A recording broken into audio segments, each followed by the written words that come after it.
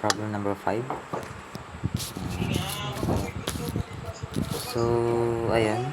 Tayo mag-initialize tayo ng variable na sum para dito mag-store yung summation ng lahat ng numbers na divisible by 5. Ayan. Natin yung 0.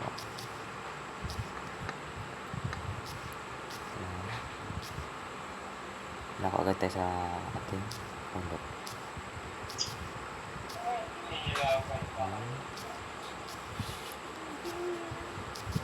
Initialize natin ating index. I equals 5 kasi mag-i-start tayo sa 5. Ayan. Then, I less than to or equal to 1,000.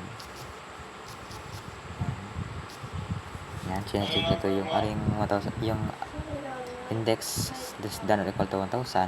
Chinecheck nito kung ang loop variable ay less than or equal to 1,000. Then, index plus yan,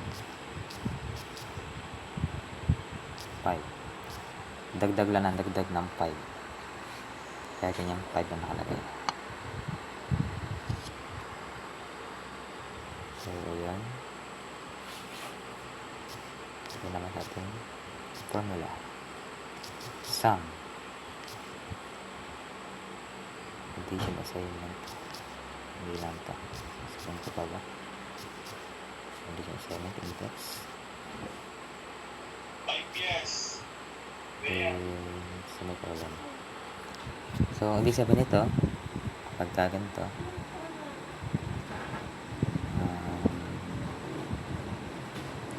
since ang ano yun natin ay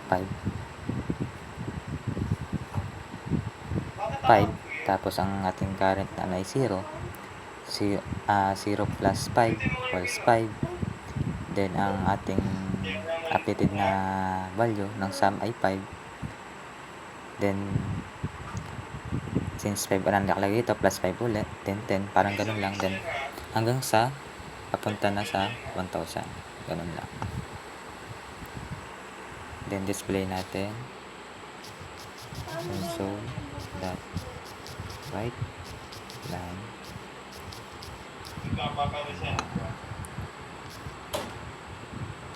the sum ba? The summation. The summation the sum na lang of all divisible of all numbers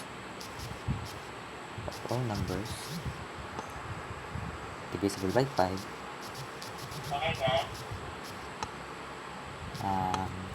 between ano ngayon? Between sabi natin 1 to ano lang 1 to 1,000 is ganyan lang, then plus natin ating summation variable na sum, then kasi na-store yung ating sagot yung value pala ng summation ng lahat ng divisible by 5 normal. Console.key pandigod mag-back ang console window kapag nag-display ng result.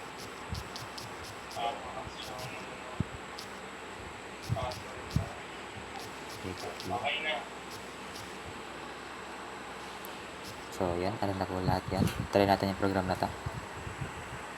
May mali ka dito, may mali pa.